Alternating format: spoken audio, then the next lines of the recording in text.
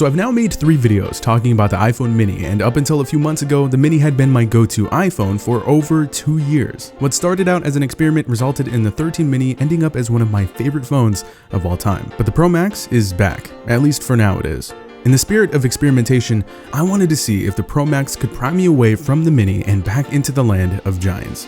So, did it?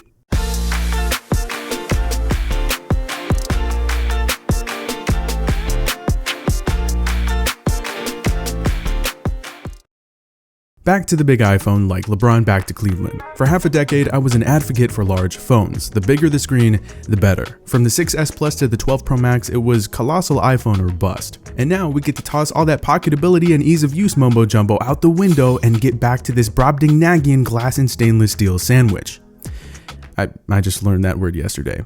Anyway, so after more than 2 years spent with an iPhone like this, what was it like switching back to one like this? For starters, this purple color is awesome, and it grew on me a lot. It kind of made my sister jealous because it's her favorite color, but it's great. I dig it. The stainless steel and frosted glass have been nice to return to. This thing screams premium, but it becomes an afterthought over time with cases, and especially since the frame gets all smudgy and fingerprinty and blech. Coming back to this, it wasn't so much the size of the phone itself. I've always had a large Android device with me. It was more so the size and the sharp edges. This design language is something I like, but it definitely suits a smaller footprint, and it's more uncomfortable with this big of a form factor. It's also how iOS is handled on this big of a phone.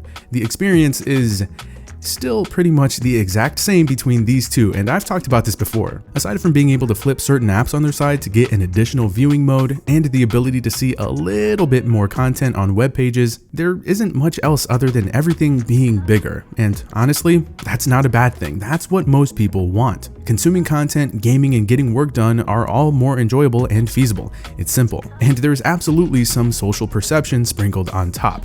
When you have the Pro Max, you are at the top of the food chain in social settings. Shout out Flossie Carter. I know I'm in the minority on this, but I just wish that iOS made getting the larger models more justifiable. What does that involve exactly? More usable space on the home screen and being able to use multiple applications at once would be nice for starters. Pro modes for photos and videos would be great too. But what else though? I don't know, I haven't gotten that far. Maybe those things are being reserved for the iPhone Ultra. In fact, that's probably exactly what it is. I also wish we didn't have to wait for future iPhone iterations for USB-C. The Pro Max should have had that port a long time ago. My 5-year-old iPad has it, why not this? Well, we know why, but again, this contributes to that lack of differentiating factors I feel an $1,100 phone with the name Pro Max desperately needs. Okay, so that initial first glimpse of ProMotion after being stuck with 60 Hz on the mini was pretty awesome, albeit a short moment because I was used to it on my 2018 iPad Pro and of course the many Android phones I had used with high refresh rates. It was still really nice though, and hopefully Apple nixes 60 Hz altogether. Okay. Dynamic Island has been cool. No, it's not a gimmick, at least to me it's not. I actually think it's cool, and it hasn't even reached its full potential. I will gladly admit that this is the best use of a display cutout yet. While this hasn't been anything I can't live without, it's not exactly a reason to get this phone. It has been nice to have. I got my first Apple TV a few months ago. This ecosystem, man. And having controls right there is pretty handy. From the useful information it shows for different application functions and the live updates it provides for things like Uber Eats deliveries and for the next flights I go on because, well, it's been a while since I've done that. It really is a neat feature to have. However, we're, 9 months into this phone and I still need to see more devs take advantage of this. We'll see what they can come up with. Battery life has been pretty good. This is another obvious reason to go for this phone. Nothing I've used has dethroned. What the? Nothing I've used has dethroned what I got with the 11 Pro Max quite yet, but I haven't had anything to genuinely complain about here, even though I do wish it was better because of what we have gotten with previous Pro Maxes. Oh, and for the battery health police, this one is currently sitting at 99%, so there you go. I can usually get about a day and a half with light to moderate use, and I can get a full day with about 7 hours of screen on time on a single charge with heavier power user type usage. Things have leveled out fairly nicely over time with software updates. Again, I just wish this thing had USB-C and faster charging. Not many phones come with a charger in the box these days, thanks Apple for setting that trend, so I've actually been using this. This is the Ugreen Nexode 65-watt charger that not only charges my iPhone at full speed, but it can also charge devices like a tablet and a laptop all at the same time. You can connect a single USB-C device to get a 65-watt max charge, and you can charge an M2 MacBook Air to 51% in just 30 minutes. This has been a fantastic go-to adapter at home and especially for travel since it's half the size of the original 61-watt charger thanks to that gallium nitride chip it has inside. It literally fits in the palm of my hand. It's pretty crazy the power this charger can output at this size. With the 2 USB-C and single USB-A ports, I get great versatility for all of my mobile devices, and with Ugreen's smart power distribution tech, each device will be protected from battery damage by intelligently allocating power to each device, so I get that peace of mind, which is great. If you want to grab one for yourself, check out the very first link in the description, and as of the posting of this video, it's actually on sale, so you're definitely not going to want to miss out on that. Oh, also, if you're looking for something with even more power, Ugreen's got a 140-watt Nexode adapter. This thing is powerful enough to fast charge 2 laptops simultaneously, which is insane. It also has 3 ports, and it comes with a 240-watt USB-C cable to get you started. Again, check these out using the links right below that like button. Huge thanks to Ugreen for supporting the channel and sponsoring this portion of today's video. As far as overall performance is concerned, I mean, we already know, this is a powerhouse with that A16 Bionic chip, so for the most part, things are very fast and very fluid. I haven't had any issues with speed or being able to handle games and heavy tasks and whatnot, and we know it crushes those benchmarks. But I say for the most part because, well, iOS has been pretty buggy for me. Whether it's widgets disappearing from the home screen, the infamous inoperable weather app, weird Wi-Fi and Bluetooth connectivity issues here and there, application freezes, the keyboard sounds still randomly getting ear-piercingly loud, glitches in YouTube where the video will black out and I have to close and reopen the video. Sometimes the Google Assistant app won't even respond to my voice and I have to close and reopen that app too.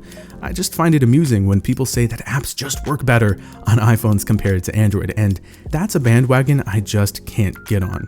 To me, it's more case by case because, well, in my case, a lot of apps simply don't work as well on iOS as they have on my Pixel 7s, OnePlus 11, and the Galaxy S23 Ultra.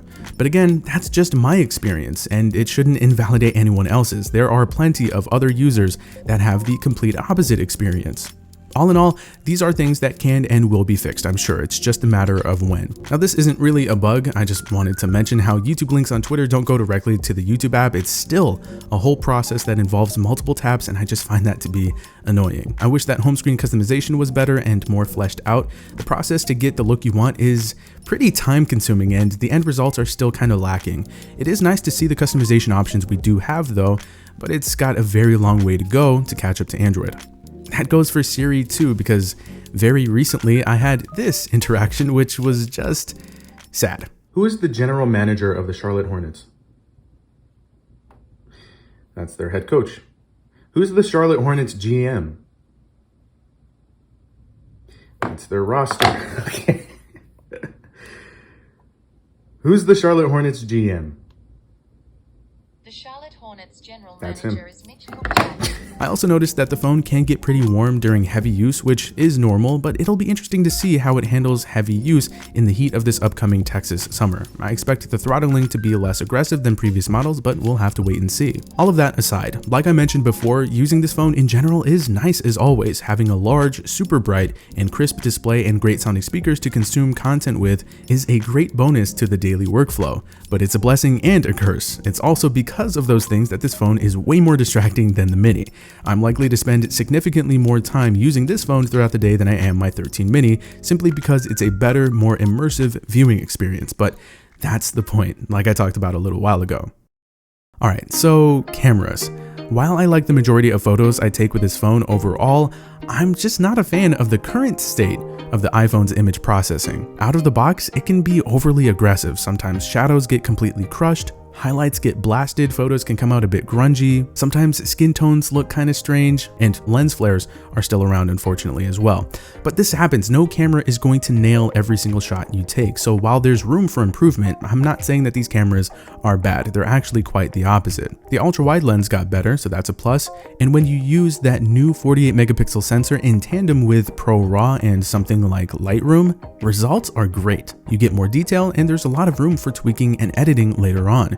You just gotta be ready for large file sizes. Either way, it's pretty awesome, but it does add more friction to the user experience, and this is why I prefer out-of-the-box shots from the Pixel and sometimes even the S23 Ultra over the iPhones. Now, this large sensor does contribute to me using the 2x zoom very often.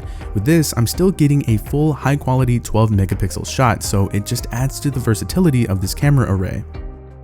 And I think it's safe to say that iPhone is still the best for video capture. I even used the 14 Pro Max to get some shots I used in my last video. I would love if you gave this a video. I would love if you gave this video a watch, by the way, after this one, of course. It would mean a lot to me. But I was totally comfortable doing that, and I think the footage held up very well, and I didn't really need to adjust it that much. The Pro Max is the best phone Apple has to offer. This is the one people go after, and the sales numbers are there to back it up. But now that I'm using one again, it's honestly reinforced my iPhone mini justification and how badly I want an upgraded version of it. Look, I've enjoyed my time with the 14 Pro Max. It does most things that I need a phone to do at a very high level, and I do plan on keeping it in the lineup moving forward. And I don't want to straight up say that this phone is big for no reason, but because of how my smartphone use case has shifted over the years, and because of my love for other Android phones and foldables and things like that, I've come to the conclusion that the Mini is still the perfect iPhone for me. And more importantly, it doesn't feel like Apple has changed enough from the 11 Pro Max to the 14 Pro Max to draw me in like it once did. It's not so much the size and weight of the phone. Like I said before, I use big Android phones all the time, but it's within the iPhone lineup that I don't feel that genuine need for this model. Now, even though I daily both an Android phone and an iPhone, there will absolutely be times when the 14 Pro Max is solo, just like the times my Pixel 7 Pro runs solo. Even then, the Mini is the most true to form iOS package there is right now in my eyes, and it serves as that perfect gateway into the Apple ecosystem.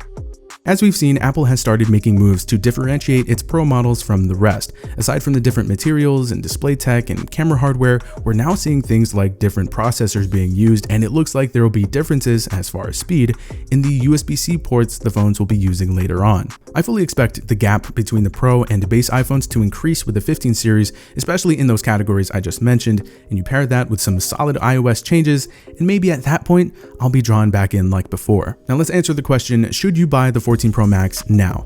It depends. If you're on a 12 Pro Max, for example, just wait a few months, the 15 series is almost here. If you're on something like a 10S and you desperately need an upgrade, then yeah, go for it. Another thing you could do is pick up a 13 Pro Max at a discount to hold you over for a couple years. These phones hold their resale value better than any other phone, so you can always sell it or trade it in later on. While there are a handful of things on my iPhone wish list, it's going to be interesting to see how much better these phones can actually get in this current form.